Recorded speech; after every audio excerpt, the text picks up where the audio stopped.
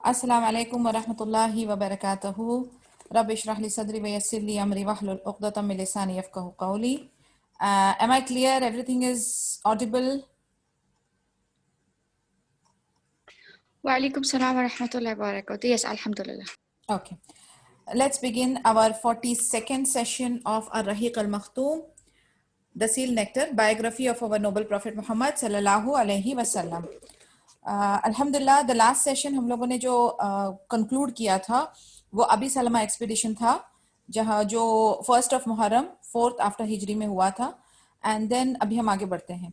The mobilisation of Abdullah बिन उनैस रदियल्लाहु अन्हु on the 5th day in the same month of Muharram, which is 4th after Hijri, the news that Khalid bin Sufyan al-Hudali was gathering a force to raid the Muslim positions was received.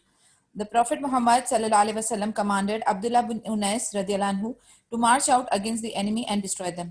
अभी हम देख रहे हैं कि मुसलसल जंग उहद के बाद जो है कुरैश जो है वो अपनी जो प्लान्स हैं, जो उनकी जो मुहिम है कि उनको जो है सुकून नहीं आ रहा है कि उनकी हार जो है बदर में हुई, करारी हार बदर में हुई।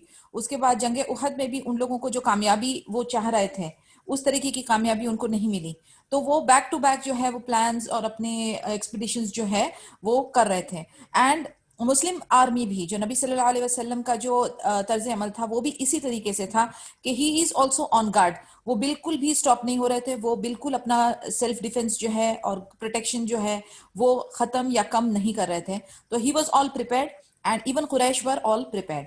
तो अभी ये हुआ कि 5th day same month Muharram की 5वीं तारीख को 4th आफ्टर हिजरी को न्यूज मिली कि खालिद बिन सुफियान अल हुदाली जो है वो अपनी फोर्स गैदर कर रहा है मुस्लिम को अटैक करने के लिए। तो नबी सल्लल्लाहु अलैहि वसल्लम ने अपने तरफ से कमांडर अब्दुल्ला बिन उनैस रदियल्लाहु अन्हु को तैयार किया कि वो जाकर खालिद बिन सुफियान अल हुदैली के मुकाबला करें। The Muslim force stayed away for 18 days, during which time he successfully fulfilled his appointed task.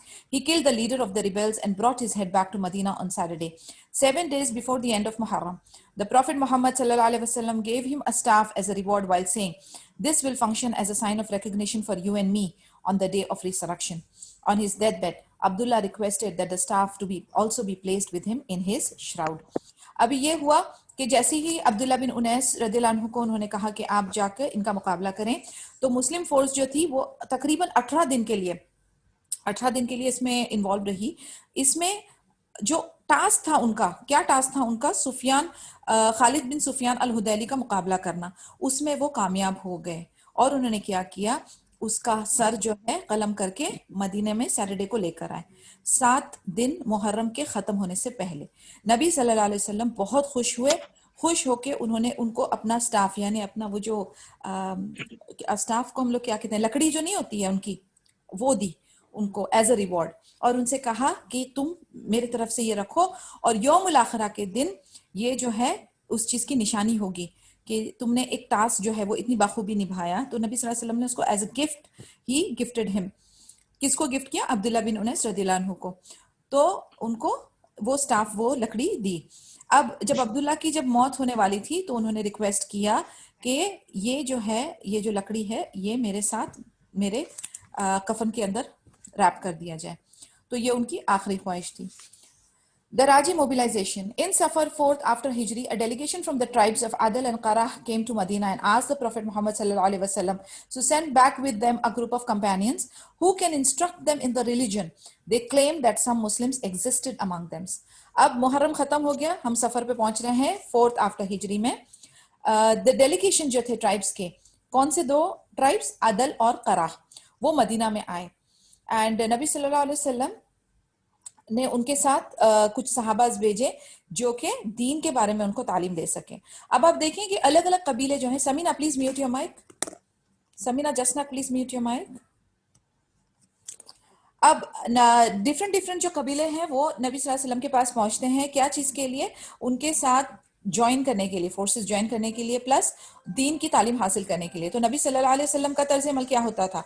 वो नबी अपने जो बहुत सारी उनकी जो सहाबा की टीम होती थी ना, उनको वो उनके साथ as a teacher, as an instructor रख देते थे। अब इससे देखिए आप इनका तरीका जो है दावा का किस तरीके से रहता है, यानी कि ये जो सहाबाज हैं ये कंटिन्यूसली जो है दीन सीखने और सिखाने के काम में बिजी रहते हैं। जब जंग का माहौल आता है तो वो जंग में शामिल हो जाते हैं, जब जंग का माहौल नहीं होता है तो वो एडमिनिस्ट्रेशन, लर्निंग, टीचिंग, इन कामों में लगे रहते हैं। तो इससे हमारे लिए क्या लेसन है? इससे हमारे लिए ये लेसन है कि ये वक्त का जो इस्तेमाल है वो किस खूबसूरती से करते थे।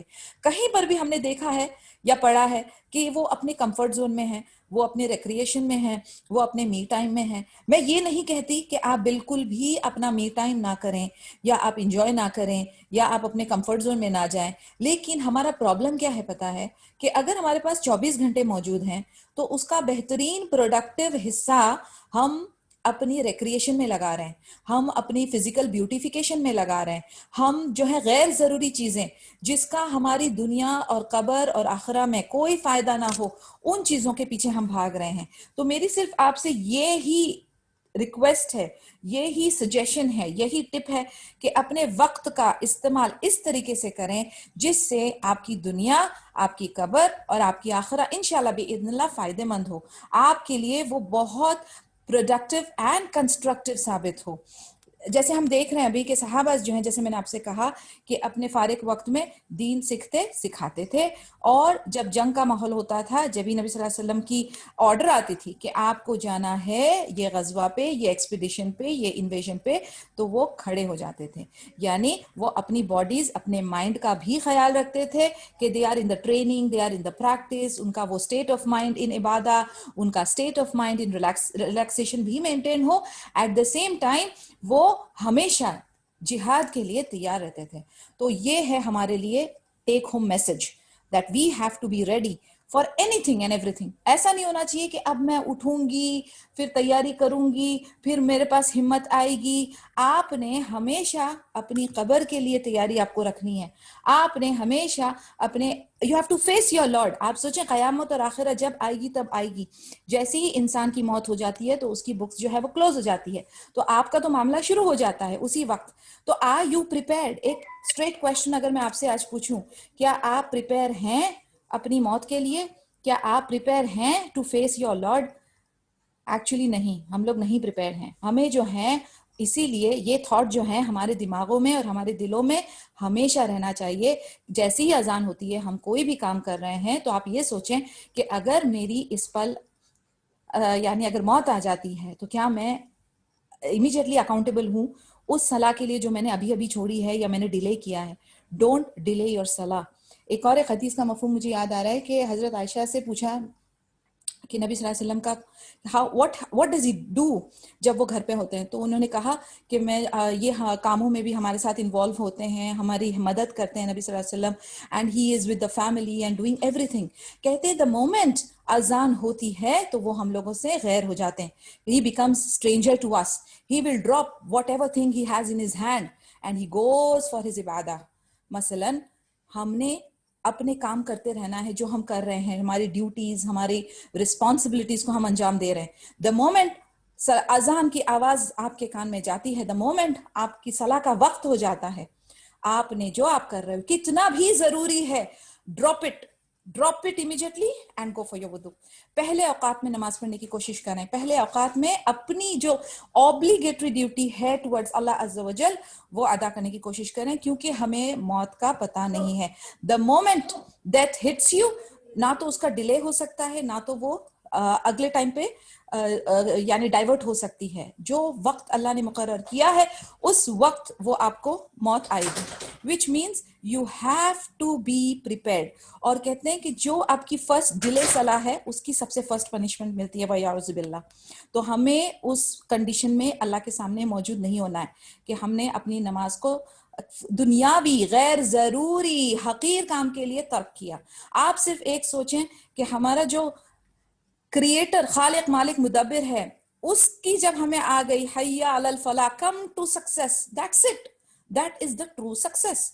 क्या ऑफिस, क्या मीटिंग, क्या कोई इंसान, क्या कोई ऐसा काम अल्लाह से ऊपर हो ही नहीं सकता। आज से ये इरादा करना है, द मोमेंट अदान हो, इमीडिएटली मेक योर वुदू एंड गो फॉर योर सलाह। This is the promise I make to myself, and इंशाअल्लाह ताला अल्लाह ताला हमको इस्तिकामत दे, हिदायत दे, तौफीक दे और हम सब इस चीज़ पे अमल करें और हम हमारे बच्चे, हमारे लव्ड वंस, हमारे डिपेंडेंट्स को भी इसी चीज़ की ताक़ीद करेंगे. So may Allah make us among those, Ya Rab. Going forward, the Prophet Muhammad sallallahu alaihi wasallam sent 6 companions. Another version states 10, headed by Marthad bin Abi Marthad al-Ghanawi radiyallahu anhu. According to Al-Bukhari, it was Asim bin Thabit radiyallahu anhu, the grandfather of Asim bin Umar bin al-Khattab radiyallahu anhu. When they reached a spot called Ar-Raji between Rabigh and Jeddah, 100 archers from Banu Lihyan surrounded them and began to attack. The group of Muslims took shelter on some high ground, and the Beduins offered them their pledge that they would not be killed. Asim radiallahu anhu refused to come down, instead fighting until he and 6 of his companions were killed. 3 men remained, Khubayb Zaid bin ad-Dathina and the third one radiallahu anhuma. Now, एक और एक mobilisation की बात हो रही है यहाँ पर, एक राजी मोबिलाइजेशन, यानी एक जगह का नाम है राजी. तो उधर जो मोबिलाइजेशन यानी ये जो इस्लामिक आर्मी का मुठभेड़ हुआ जिन लोगों के साथ, कुरैश के साथ, तो इधर नबी सल्लल्लाहु अलैहि वसल्लम ने 6 कंपेनियन, 6 सहाबास को भेजा. दूसरे वर्जन में वो आता है कि तकरीबन 10 सहाबास को भेजा और इनके लीडर कौन थे? मरताद बिन अबी मरताद अल-गनावी रदियल्लाहु अन्हु. तो बुखारी में रिकॉर्ड हुआ है कि वो आसिम बिन साबित रदियल्लाहु अन्हु किसके ग्रैंडफादर थे? आसिम बिन उमैर बिन अल-खत्ताब रदियल्लाहु अन्हु के ग्रैंडफादर थे. तो वी हैव 2 नरेशंस. असल क्या है अल्लाहु आलम. तो ये लोग एक जगह पे पहुंचे जिसका नाम था अर्राजी. ये राजी किधर पड़ता है? ये राबिग और जद्दा के बीच में पड़ता है. तकरीबन 100 जो हैं वो तीरंदाज बनु लिहियान से थे और बनु लिहान के जो 100 तीरंदाज थे उन्होंने सराउंड किया और अटैक करना शुरू किया. तो मुस्लिम्स का जो ग्रुप था उन्होंने शेल्टर लिया एक हाई ग्राउंड पर और वहां के जो बेदून्स थे के उन लोगों, वहां के जो रिहाइश वाले जो बेदून थे पहले, तो उन्होंने इनको प्रोटेक्शन दी और कहा कि यानी उन्होंने एक मुआहदा लिया कि they will not be killed, यानी उनको प्रोटेक्शन प्रोवाइड करेंगे. फिर आसिम रदियल्लाहु अन्हु ने नीचे आने के लिए रिफ्यूज किया, बल्कि कहा कि हम जो है यहीं से लड़ाई करेंगे, वी विल, उनका हम मुकाबला करेंगे जब तक कि हम कत्ल ना हो जाएं. तो आखिर में 3 आदमी रह गए थे, खुबाब बिन जैद अद-दातिना और तीसरा एक और एक बंदा जिसका नाम मेंशन नहीं है. तो ये लड़ रहे हैं वहीं से, जो हाई रेस ग्राउंड है वहां पे पहुंच गए और वो लड़ रहे हैं और आखिर में सिर्फ ये 3 बंदे बच जाते हैं, खुबाब, जैद और तीसरे का नाम मेंशन नहीं है. सो एनीवेज बेदून्स जो है फिर से उनको गारंटी दे रहे हैं कि हम आपको सेफ्टी देंगे. अब इन लोगों ने उनकी सेफ्टी को एक्सेप्ट कर लिया, बेदून्स की सेफ्टी को एक्सेप्ट कर लिया. फिर जब वो नीचे उतरे फिर ये बेदून्स ने इनके साथ दगाबाजी किया और इनको यानी एक्चुअली देखा जाए तो वो बेदून्स के इरादे ठीक नहीं थे, वो लोग मुसलमान के दोस्त नहीं थे, लेकिन उन लोगों ने उनको चीट किया. तो पहली बार जब उनको कहा तो इन्होंने इन पे भरोसा नहीं किया और वो उधर से ही लड़ते रहे. फिर ये बेदून्स ने कहा कि आप आ जाओ, हम आपको प्रोटेक्शन देंगे. आखिर में ये 3 ही बचे थे. तो ये जब नीचे आए तो इन्होंने इनके साथ दगाबाजी की. Third man rebuked them from their insincerity and resisted them, so they killed him. The other 2 men had killed some notables of Quraysh at Badr, and so they were taken to Makkah and sold there. अभी एक जो था, जो तीसरा था जिसका नाम नहीं इधर मेंशन हुआ था, उसने जो है उन लोगों की इनसिंसियरिटी को वो समझ गया कि ये बेदून जो है ये दगाबाजी कर रहा है और उन लोगों के साथ वो राजी नहीं हो रहा था, तो वो बेदून्स ने उसको कत्ल कर दिया. और जो 2 थे उन्होंने 2 सहाबाज जो थे जिनके नाम ये थे खुबाब और जैद बिन अद-दातिना रदियल्लाहु अन्हुमा, ये लोगों ने बदर के दौरान कुरैश के कुछ नोटेबल लीडर्स को कत्ल किया था. तो मक्कन्स ने क्या किया, इनको बंदी बना के मक्का ले गए और वहां पर जाके उनको बेच दिया. Khubayb radiallahu anhu was confined for some time until it was unanimously decided that he would be crucified, and so he was taken from the holy sanctuary to At-Tanim for crucifixion.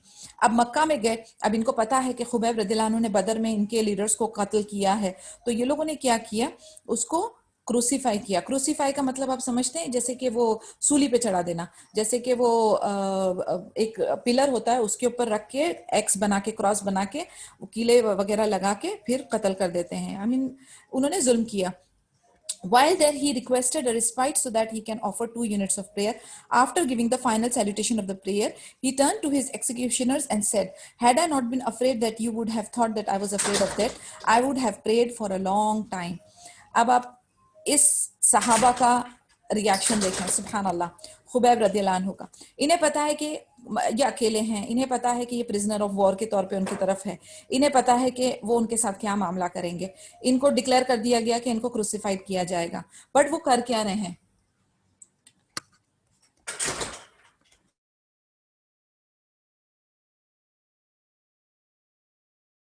अब उन्होंने क्या किया, उन्होंने उनसे request की कि आप मुझे कत्ल करने वाले, क्रूसिफाई करने वाले हो, तो आप जो है मुझे मौका दीजिए। रिक्वेस्ट की कि मुझे 2 रकात नमाज सला पढ़नी है, नमाज पढ़नी है, अल्लाह ताला का शुक्र अदा करना है।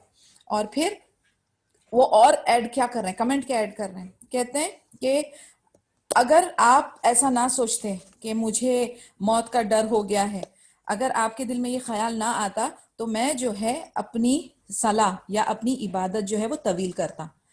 यानी आप समझ रहे हैं इस बात की, अंदाजा लगा रहे हैं, मौत के कागार पे है वो बंदा और अल्लाह का शुक्र अदा कर रहे हैं, अभी भी अल्लाह के सामने जो अपना सर खम कर रहे हैं, इबादत कर रहे हैं, अल्लाह की हम्द सना कर रहे हैं, सुभान अल्लाह।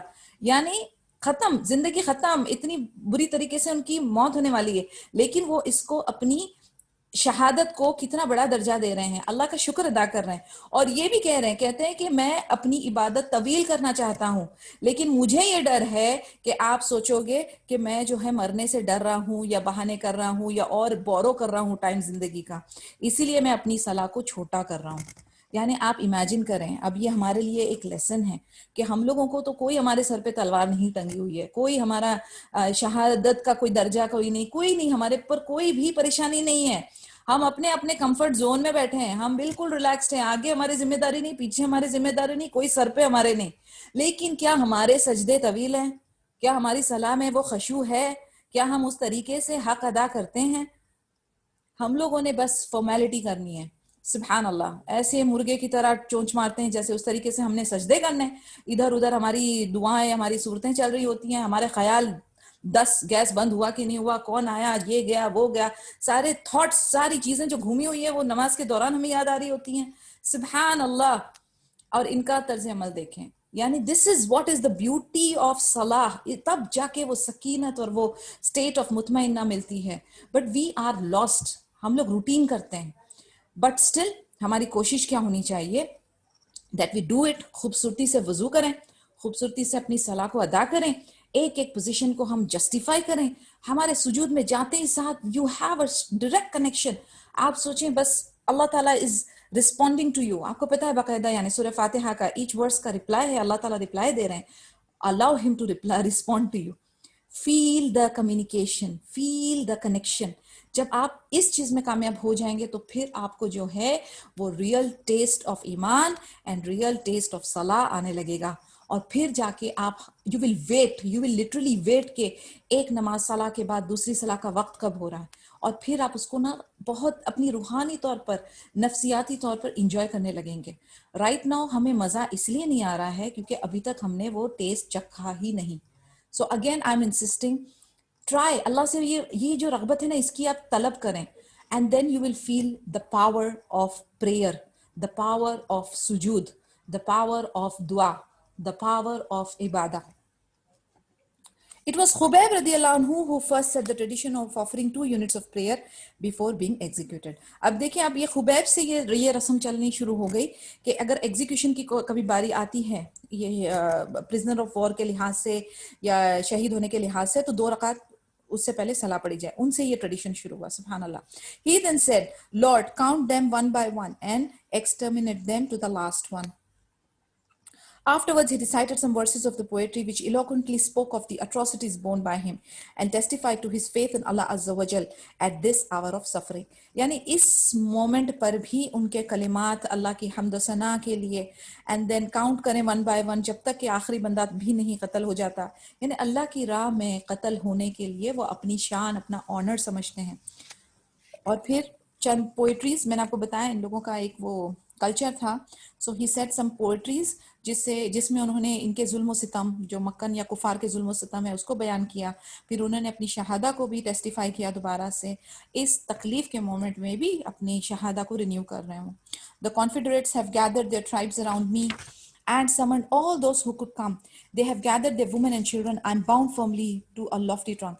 To Allah Azza wa Jal alone I complain of my helplessness and sufferings and of the death the confederates have prepared for me. Lord of the throne, give me endurance against their design. They have cut my flesh bit by bit, and I have been deprived of sustenance.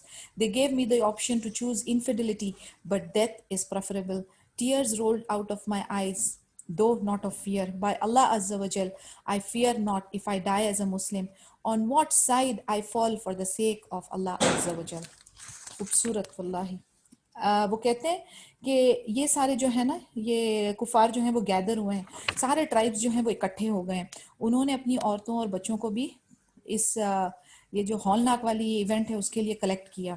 अब ये कह रहे हैं कि मैं सिर्फ अल्लाह अज़्ज़ा वजल को कंप्लेन करता हूँ, मैं हेल्पलेस हूँ, मेरा कोई मददगार नहीं है, मेरी तकलीफ़ें हैं, मैं डेथ के कागार पे हूँ, उस मौत के जो कि ये कुफारों ने मेरे लिए प्रिपेयर किया है। फिर वो कह रहे हैं लॉर्ड ऑफ द थ्रोन, मुझे और सब्र दो, ओके, और मुझे सब्र दो। इन्होंने मेरे बॉडी के जो है ना फ्लैश बिट बाय बिट जो है वो काटे हैं, और मुझे जो बेसिक सस्टेनेंस यानी पानी खाना उससे भी रोका है। बोलते हैं उन्होंने मुझे ऑप्शन दिया कि मैं दीन से पलट जाऊं, लेकिन मैंने मौत को चुना। वो कहते हैं मेरी आंखों से आंसू जारी होते हैं, लेकिन ये फियर के आंसू नहीं है, ये मैं डर नहीं गया हूं इनसे या इनकी धमकियों से, मैं दीन इस्लाम पर ही हूँ आखिर तक। यानी उन्होंने ऑप्शन नहीं ली कि वो दीन से फिर जाए। कहते हैं मैं सिर्फ अल्लाह अज़्ज़ा वजल से डरता हूँ। और Shaima please mute your mic. मैं सिर्फ अल्लाह अज़्ज़ा वजल से ही डरता हूँ, और मैं किसी भी साइड पे गिरूं मैं अल्लाह की ही साइड पे गिरूंगा, अल्लाह की ही खातिर। सुभान अल्लाह। I will not show subservience to the enemy. If the Lord so desires, he will bless my torn limbs and broken joints. यानी वो जो है दुश्मन के सामने अपने घुटने नहीं टेक रहे, वो सिर्फ अल्लाह की ही रजा में राजी है, अल्लाह की मर्जी में ही राजी है। और अल्लाह ताला जो है उनके जो टूटे हुए हाथ और टूटी हुई जॉइंट्स है उसका, यानी वो अल्लाह की मर्जी के लिए, सब चीज अल्लाह के लिए डिस्पोज ऑफ हो गई है। Abu Sufyan then addressed, I ask you by Allah Azza wa Jal, do you not wish that Muhammad sallallahu alaihi wasallam was here in your place so that we might cut off his head while you remained with your family? Khubayb radiallahu anhu answered, by Allah Azza wa Jal, I do not wish that Muhammad sallallahu alaihi wasallam was in the place that I now occupy. I do not even wish for a thorn to hurt him while I remained in the company of my family. Subhanallah, जज्बा देखें, जज्बा। अब अबू सुफियान से कह रहा है कि वो सोचा मैं ये दुआ करता हूँ अल्लाह से कि नबी सल्लल्लाहु अलैहि वसल्लम नौज़ुबिल्लाह इस पोजीशन पे हो तुम्हारी, और हम जो है अस्तगफिरुल्लाह लाजिम उनका हेड जो है कलम करें, और तुम जो है वो अपनी फैमिली के साथ हो। यानी वो अभी भी साइकी के साथ कैसे खेल रहे लोगों के, देखिए आप। यानी वो कह रहा है उसको, एंड ऑफ द डे यही जाहिर करवा रहा है कि तुम जो है गलत थे, हमारी तुमसे जो है पर्सनल दुश्मनी नहीं है। मैं तो बोले ये चाहता हूँ कि तुम अपनी फैमिली के साथ रहो, और तुम्हारे बदले हम नबी सल्लल्लाहु अलैहि वसल्लम के साथ अस्तगफिरुल्लाह लाजिम ये मामला करें। तो खुबैब रदियल्लाहु अन्हु क्या जवाब देते हैं, कहते हैं वल्लाही मैं ये नहीं चाहता कि नबी सल्लल्लाहु अलैहि वसल्लम इस जगह पे आए, बल्कि मैं तो ये चाहता हूँ कि उनको एक कांटा भी नहीं चुभे, और मैं अपनी फैमिली के साथ हूँ, बिल्कुल ये तो हो ही नहीं सकता। तो कुरैश ने ऑर्डर किया, उकबा बिन अल Haris, his father had been killed by Khubaib to crucify him. Khubaib रदियल्लाहु अन्हु ने उकबा बिन अल हारिस का फादर को कत्ल किया था बदर में, तो उन्होंने उनके बेटे को कहा आकर इससे अब तुम बदला लो, क्रूसिफाई करो इसको। They also appointed someone to guard his corpse. फिर उनकी जो लाश है उसकी भी प्रोटेक्शन के लिए उन्होंने एक बंदे को अपॉइंट किया।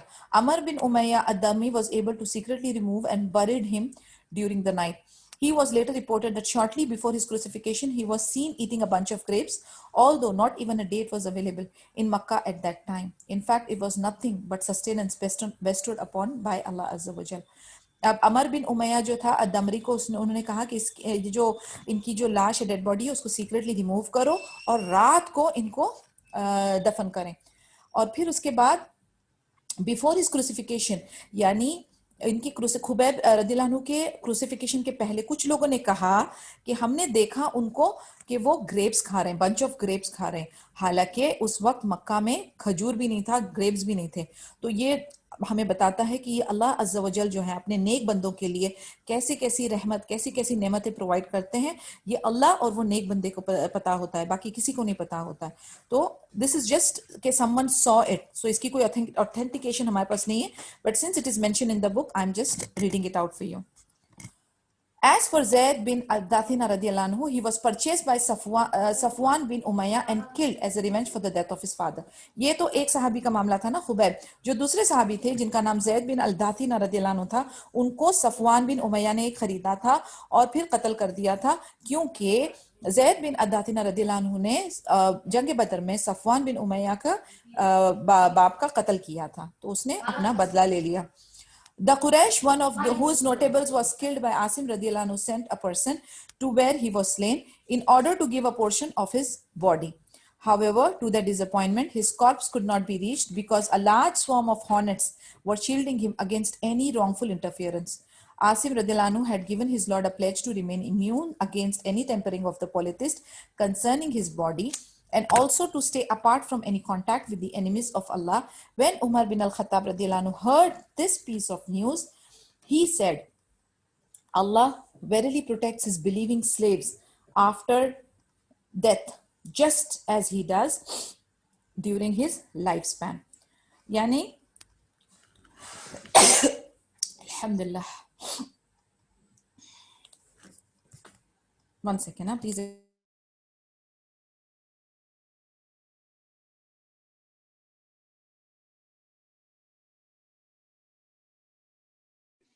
या रहमकुल्लाह।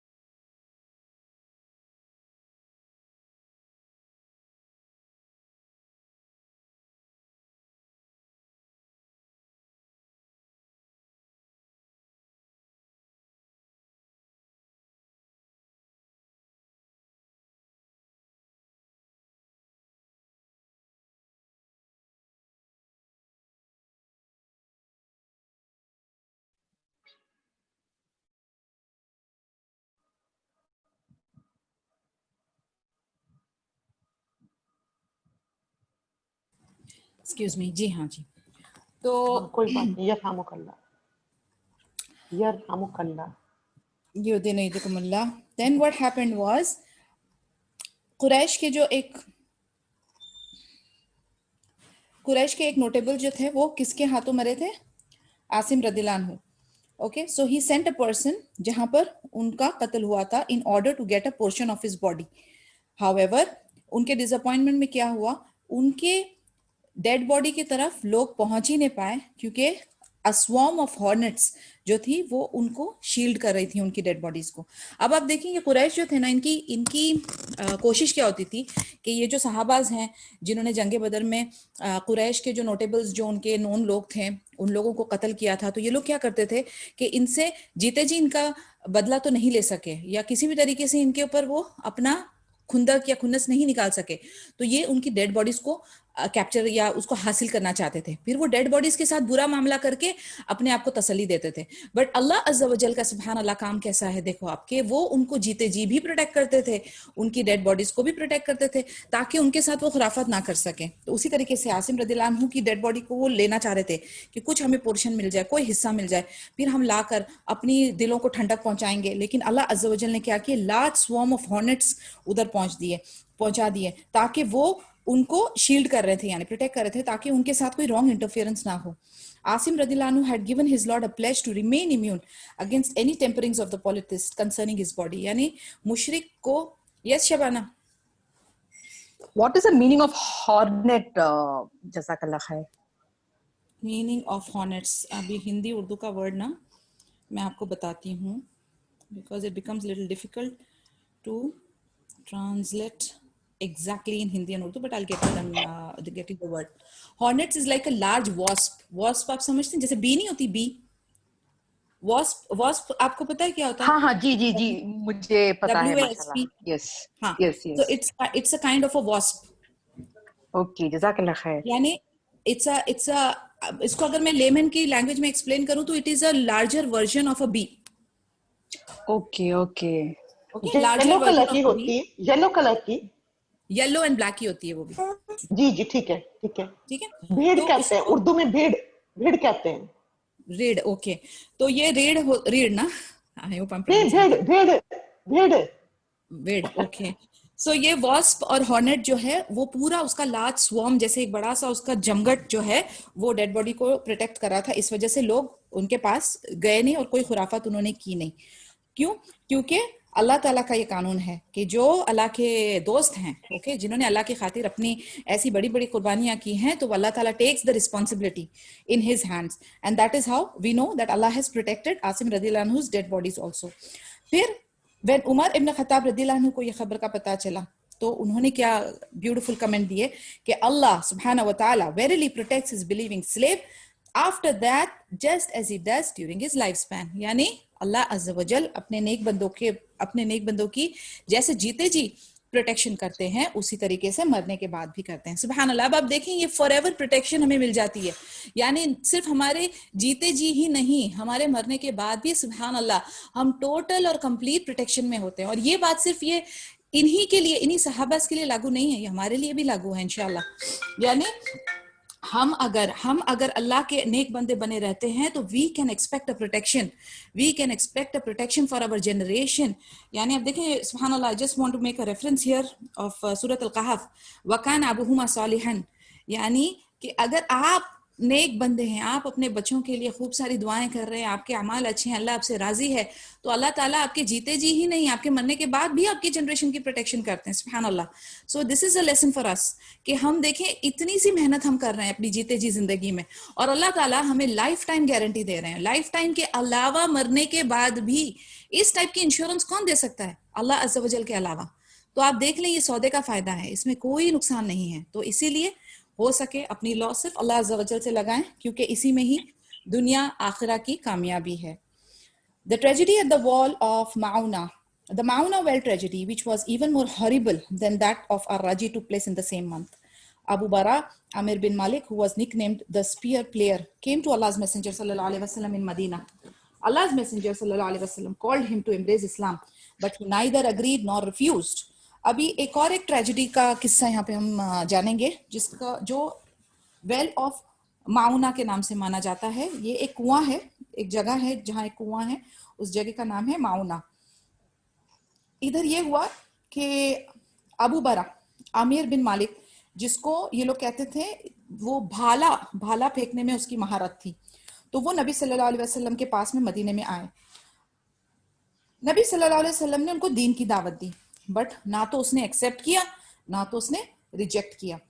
फिर उसने कहा अगर आप अपने कुछ कंपेनियंस दो लोगों जो नजद में लोग हैं उनको हम दीन की तरफ इनवाइट करें, और वो कहता है कि मुझे ऐसा लगता है शायद वो कबूल कर ले.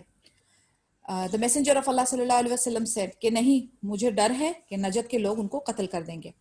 तो वो कहता है कि नहीं, मैं उनकी प्रोटेक्शन करूंगा. और इब्न इशा कंफर्म करते हैं कि तकरीबन 40 आदमी भेजे गए थे, बट सही बुखारी में ये तकरीबन 70 सहाबाज का जिक्र होता है. And this is what is correct. Al-Mundhir bin Amr radiyallahu anhu, one of those from the Bani Saida who was nicknamed free to die, was charge of the group. They were the best and the most learned of the Quran. अभी आप देखें कि ये जो है अबू बरा अमीर बिन मालिक जो है वो नबी सल्लल्लाहु अलैहि वसल्लम को कह रहा है कि आप मुझ कुछ चंद आपके सहाबा दें, हम जाते हैं नजद में और दीन का दावा करते हैं, मुझे ऐसा लगता है कि शायद वो लोग जो है नजद वाले दीन इस्लाम कबूल कर लेंगे. नबी सल्लल्लाहु अलैहि वसल्लम कहते हैं कि नहीं, मुझे डर है कि वो शायद उनको कत्ल करेंगे. तो ये कह रहा है कि नहीं, मैं उनकी प्रोटेक्शन करूंगा, मैं उन लोगों को प्रोटेक्शन प्रोवाइड करूंगा. अमर बिन मालिक कह रहे हैं. तो तकरीबन 40 इब्न हिशा के रदियल्लाहु अन्हु के हिसाब से 40 और सही में 70 का जिक्र है और ज्यादा 70 का ही तरफ ज्यादा इशारा है. तो अल-मुंदिर बिन अमर रदियल्लाहु अन्हु को नबी सल्लल्लाहु अलैहि वसल्लम ने उनका लीडर बनाया, जो बनी साइदा के थे, और उनका जो निकनेम था, वो लक़ब जो था वो था फ्री टू डाई. ओके, और उनको फिर भेजे बिकॉज वो कुरान के बेस्ट नॉलेज रखते थे। अभी आप देखें मिशन क्या है इनका। इनका मिशन कोई फाइट करने का नहीं, इनका मिशन कोई अपनी आर्मी या पैसे जमा करने का नहीं, कोई दुनियावी या जाती मफाद नहीं है। मिशन इनका दावा है, और वो भी इसलिए कि एक आदमी जो है प्रोटेक्शन प्रोवाइड कर रहा है, यानी ये खतरे वाली बात नहीं थी। नबी सल्लल्लाहु अलैहि वसल्लम ने पूरा उसके साथ इस चीज के बारे में डिस्कस कर लिया, और वो कह रहा है कि नजद में जाकर दावा करेंगे और वो लोग जो हैं कबूल भी करेंगे। अब ये निकले, अब नबी सल्लल्लाहु अलैहि वसल्लम ने अपने बेस्ट जो थे साहबा उनको उनके साथ कर दिया, विच इज इधर 40 और 70, और मुंदिर बिन आमिर रदियल्लाहु अन्हु इज द हेड। अब ये चल पड़े। On their way to Najd, they would gather firewood during the day to buy food for the people of Ahlus Sufa as charity, while studying and meditating on the meanings of Quran by night. They kept doing this until they arrived at the well of Mu'ana, which was between Bani Amir and stony land of Bani Sulaim.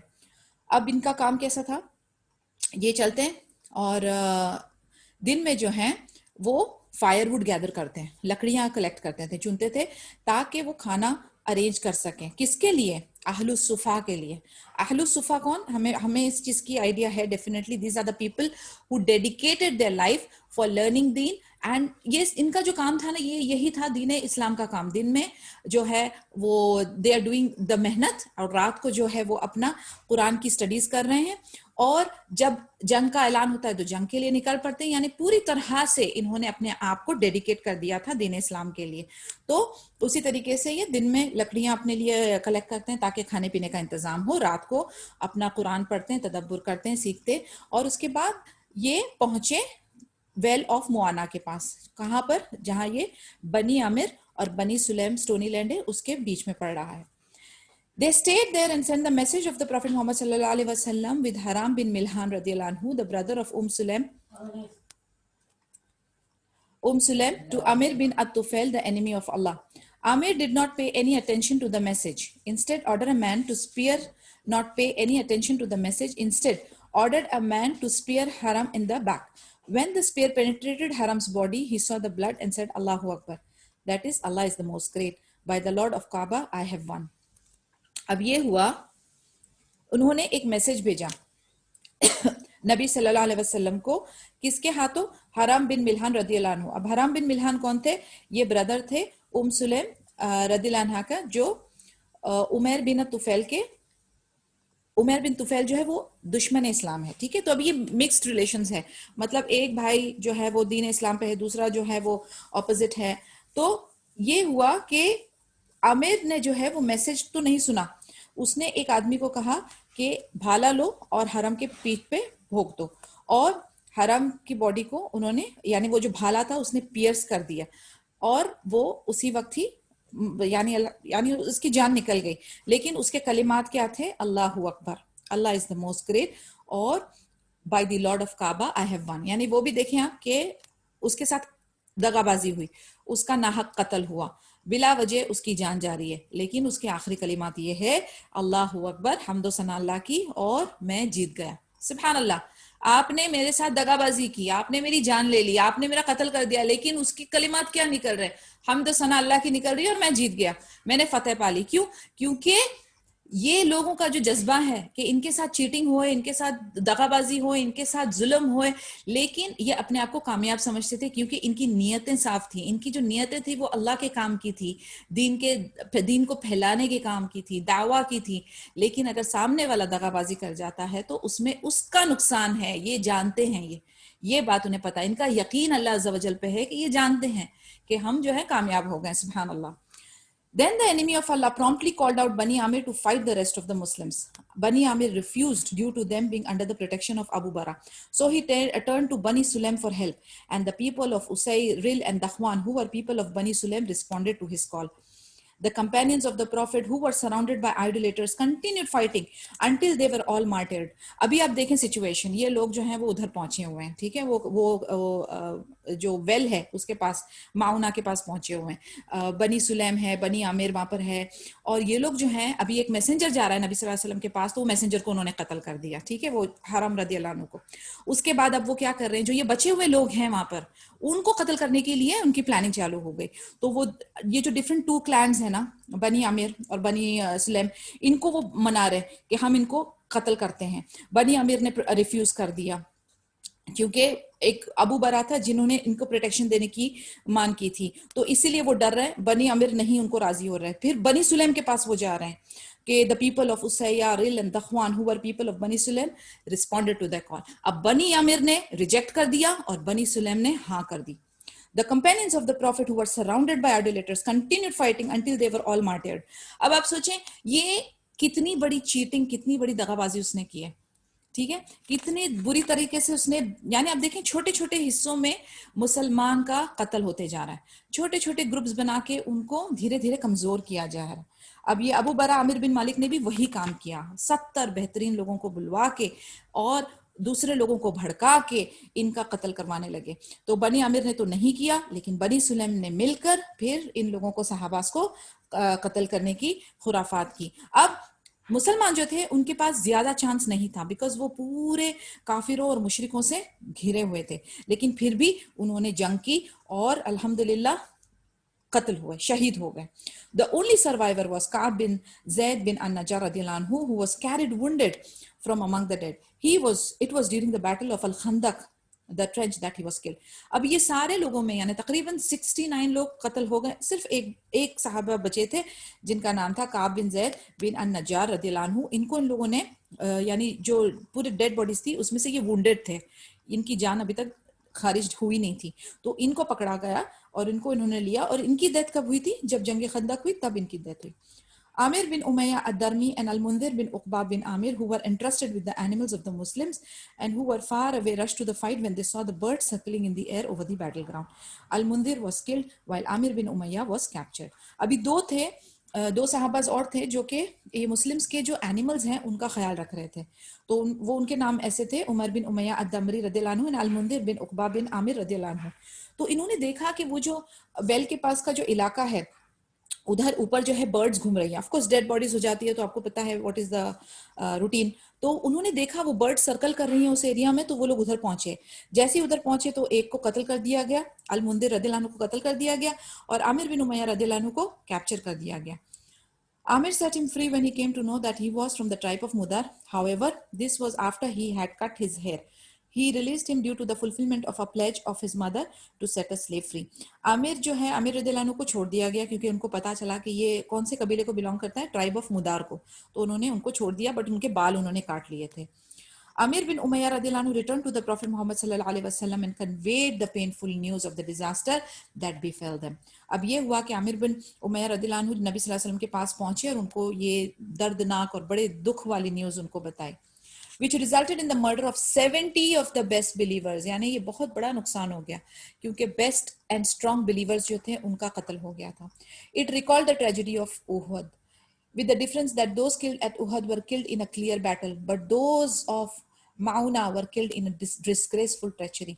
यानी ये जो उहद के जो जख्म थे उसको भी ताज़ा कर दिया ये इस इंसिडेंट ने, माउना के इंसिडेंट ने, क्योंकि उहद में तो वो खुली जंग थी, यानी दुश्मन का आमना सामना खुला हुआ था, लेकिन ये जो बैटल ऑफ माउना था इसमें जो है दगाबाजी थी, धोखेबाजी थी, बिल्कुल यानी देखा जाए तो ऐसा दुश्मनी हथकंडा जिसकी कोई भी वैल्यू नहीं है। कहते हैं ना कि दुश्मन जो है वो सीधे सामने वार करे तो वो दुश्मन में भी कुछ क्वालिटी है, कोई वैल्यू है, कोई मॉरल्स है, लेकिन कोई अगर आपके पीठ पे खंजर मारता है तो वो तो बिल्कुल ही नापिकार, बिल्कुल गलीज किस्म का इंसान है, उसके अंदर कोई मॉरल्स नहीं, कोई वैल्यूज नहीं। तो ये उस तरीके की एक्टिविटी थी। On his way back to Qarqara, Amr bin Umayyah radiallahu anhu rested under the shade of a tree, and he was joined by 2 men from Bani Kilab. When they had fallen asleep, Amir killed them both, thinking that he would avenge the death of some of his companions. Later, he found out that they had been given a pledge of protection by the Prophet. He related to Allah's Messenger sallallahu alaihi wasallam what he had done. Allah's Messenger sallallahu alaihi wasallam said to Amr radiallahu anhu, "You have killed 2 people.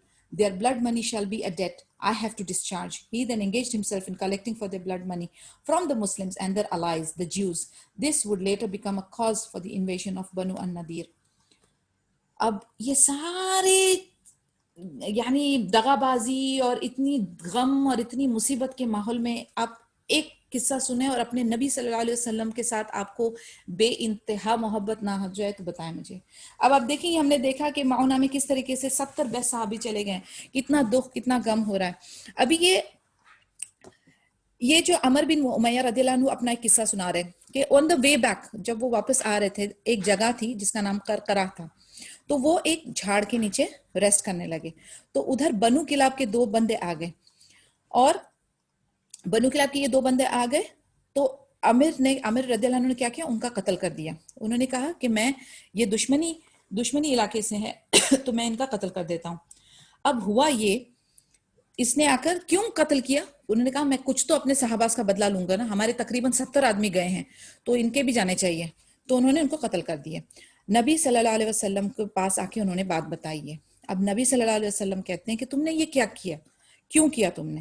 कहते हैं अभी मुझे इनका blood money जो है वो मुझ पे कर्जा हो गया है, यानी इनके लिए ये नाहक तुमने कत्ल किए इन लोगों को, तो इनके लिए अभी मुझे ब्लड मनी देना पड़ेगा और ये अब हम पे कर्जा है।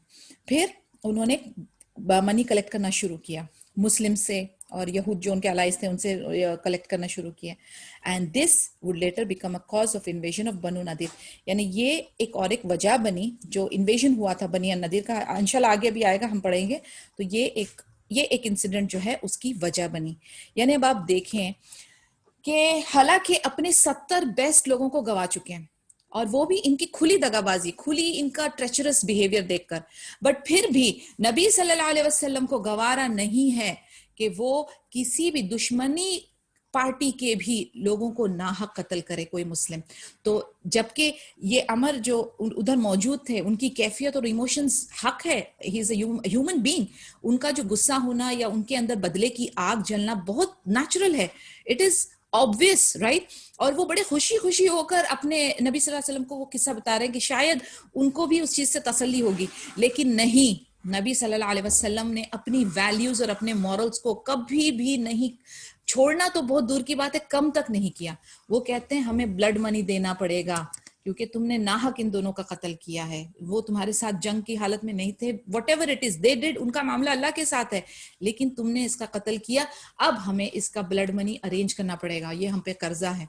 And he started working towards collecting that money. सुभान अल्लाह, I am so proud. We are so proud that we belong to the ummah of Muhammad sallallahu alaihi wasallam. This is the adl of Islam. This is the beautiful character of our messenger sallallahu alaihi wasallam. The Prophet sallallahu alaihi wasallam was so deeply affected by this tragedy and that of Ar-Raji that he would invoke Allah's wrath against those people and the tribes who aided in killing his companions. ऐसा नहीं है कि नबी सल्लल्लाहु अलैहि वसल्लम ने action नहीं लिया। देखें आप कितना बैलेंस्ड है, ये उनका इमोशन कितना बैलेंस्ड है। उन्होंने दुआएं की, उन्होंने अल्लाह से दुआएं की कि अल्लाह ताला का गजब उन पे नाजिल हो, क्योंकि उनके बेस्ट ऑफ कंपेनियंस का नाहक कत्ल हुआ है। उन्होंने ये नहीं किया कि भाई छोड़ दिया, नहीं, अल्लाह से फिर भी रजू चालू है। अपनी फीलिंग्स, अपना एक्सप्रेशंस, अपनी इमोशंस, अपनी सारी सेंटिमेंट्स जो हैं, किधर आउटपोर होता है उनका? अल्लाह के साथ। Anas radiallahu anhu reported that the Prophet Muhammad sallallahu alaihi wasallam supplicated to Allah for 30 days against those who killed his companions at the well of Mu'ana. 30 दिन तक नबी सल्लल्लाहु अलैहि वसल्लम ने अल्लाह अज़्ज़ा वजल से दुआ की। किसके लिए? वो सहाबास के लिए जो वेल ऑफ मुआना में कत्ल हुए। During every Fajr prayer, he would invoke Allah's wrath against Ril, Dakhwan, Lihyan, and Usayya. He would say, Usayya disobeyed Allah Azza wa Jal and his messenger sallallahu alaihi wasallam. Therefore, Allah subhanahu wa ta'ala sent down onto his messenger a Quranic verse that we kept reciting until it was later abrogated. Inform our people that we have met our Lord. He is pleased with us and he has made us pleased. So Allah Azza wa Jal stopped his invocation.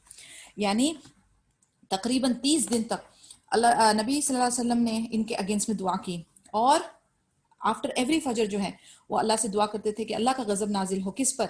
रिल, दखवान, लिहियान और उसैया, ये लोग थे जो involve थे इनके कत्ल में। और फिर वो अल्लाह से दुआ करते हैं कि ये उसै ने जो है वो अल्लाह ताला की नाफरमानी की, नबी की नाफरमानी की।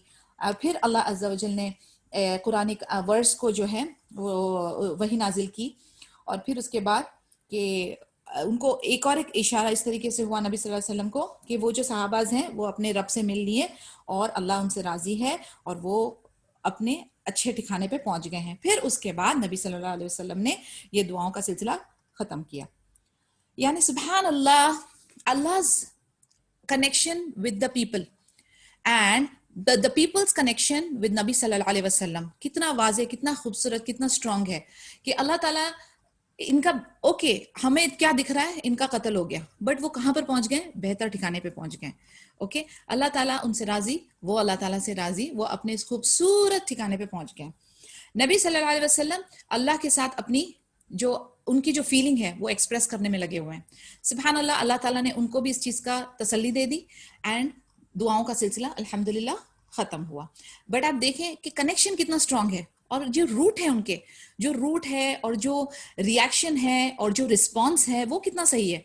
यानी it is so beautifully crafted, उसकी जो ऑर्डर है वो कितनी सीक्वेंस में है, इसमें कोई भी गलत काम नहीं हो रहा, इसमें कोई भी एग्जैजरेशन नहीं हो रहा, इसमें कोई भी एक्स्ट्रा ड्रामा या कोई नेगेटिव इम्प्लीकेशंस नहीं है। Everything is so beautifully flowing in the flow and end of the day सुभान अल्लाह, अल्लाह राजी, अल्लाह के बंदे राजी एंड अल्लाह के नबी सल्लल्लाहु अलैहि वसल्लम राजी।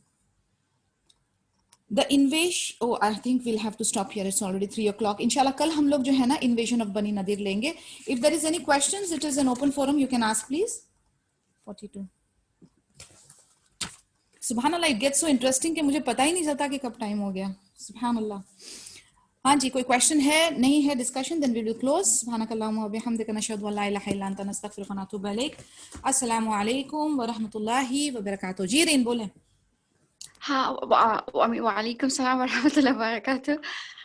नहीं, बस यही कि इतनी खूबसूरत सब कुछ एक दौर है, उनको इतना मौका मिल रहा है अल्लाह ताला की राह पे अपने आप का, खुद का प्यार for Deen and for the रसूल इजहार करने का। और the most interesting part is ये दुनिया में जब वो अल्लाह ताला की राह पे when they give up their life and everything, how beautifully अल्लाह ताला protects them. Exactly, सुभान अल्लाह। ये जो आपने सुभान अल्लाह। Yeah, वो जो क्रूसीफाई किया हुआ, फिर the way अल्लाह ताला protects that body, वो plus that's how you started and ended up with sahabas. अल्लाह ताला Prophet Rasulullah sallallahu alaihi wasallam को दिलासा देने के लिए आया नाजिल किया। That is what I'm saying ना, सुभान अल्लाह।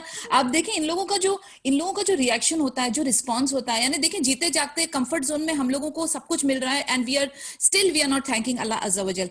यानी अल्लाह ना करे नौज़ुबिल्लाह कोई आजमाइश या कुछ ऐसी चीज आती है तो उसमें तो हम लोगों का, आप देखें हम लोग बिखर जाते हैं, हम इमीडिएटली कंप्लेन करने लगते हैं, हमारा तर्ज अमल कितना गंदा होता है। नहीं है। यस, यानी उस वक्त अगर आप किसी को बोले, उस वक्त अगर आप किसी के साथ बोले ना कि अल्लाह का शुक्र अदा करो, अल्हम्दुलिल्लाह करो, वो आपको ना they will blast you on your face. और आप इन लोगों को देखिए, इनके जिस्मों के टुकड़े टुकड़े हो रहे हैं, इन लोगों के सामने रिप ऑफ हो रहा है सारा कुछ, एक एक फ्लैश कट करके निकाल दिया ऐसे, बट स्टिल कितना सब्र है। यस, उनका यकीन और बिलीफ, इसी को तो कहते हैं ना कि अल्लाह ताला पे पूरा 100% यकीन और अकीदा उनका अल्लाह की जात पे था कि हमारे साथ जो भी इस दुनिया में जो भी हो रहा है, we give our 100% and then they are sure कि हमारे साथ जो मामला आगे का भी होगा वो भी अल्लाह के सुपुर्द and we are happy with it. तो अल्लाह क्यों ना इनसे राजी होता। And look at us, we are in our best of position, comfort level 100%, and yet we fail to thank. Forget the time of trials and tribulations. हम अभी ही नहीं सब्र कर रहे, हम अभी ही नहीं शुक्र कर रहे, हमारी लालच ही नहीं खत्म होती, हमारी कंप्लेन्स ही नहीं खत्म होती। यानी we stand, where do we stand? I really fear, like where do we stand? सुभान अल्लाह। जैसे आप लोग याद है तफसीर की क्लास में एक बार आपने और डॉक्टर सफीना ने बताए थे कि जब एक सिचुएशन होता है तो for the moment it's a trial and जो बिलीवर्स नहीं होते इट्स अ पनिशमेंट। तो मोस्ट ऑफ द टाइम जब भी कुछ ट्रायल होती है हमारे ऊपर, हम कंप्लेन ही करते हैं ऐसा कि पनिशमेंट है हमारे ऊपर। एब्सोल्युटली, हम लोग का काम ही है कंप्लेन करना, नाशुक्रापना, कंप्लेन करना, ये हमारी यानी एक परमानेंट बाय डिफॉल्ट ट्रेड बन गया है। हमारे मुंह से अल्हम्दुलिल्लाह निकलना मुश्किल हो गया है। हम लोग जो है ना नेगेटिव में पक्के होते जा रहे हैं। मे अल्लाह प्रोटेक्ट अस, मे अल्लाह प्रोटेक्ट अस और हमें हिदायत दे, तौफीक दे। But believe me, it's time to contemplate now. अभी हमें करना पड़ेगा इसको चेंज। इंशाल्लाह अल्लाह विल हेल्प अस, बिकॉज उसी तरीके से फिर जितना हम जानेंगे, इल्म के तरफ आएंगे, कुरान के साथ अटैच होंगे, उतनी हमारी आंखें, दिल के जो आंखें और दिमाग के जो ढक्कन है वो खुलेंगे। सो इसीलिए यानी आप देखेंगे every day we are learning something, right? So इंशाल्लाह ताला उसको हम लोग इम्प्लीमेंट करेंगे इंशाल्लाह बिइज़्निल्लाह, विद अल्लाह's help. इंशाल्लाह ताला। ठीक है? जज़ाकल्लाह खैर। Anybody else has got anything to add up? Please, you're free. Otherwise, we will book the session. Assalamu alaikum wa rahmatullahi wa barakatuhu. Inshallah, bi'idhnillah, I'll see you tomorrow.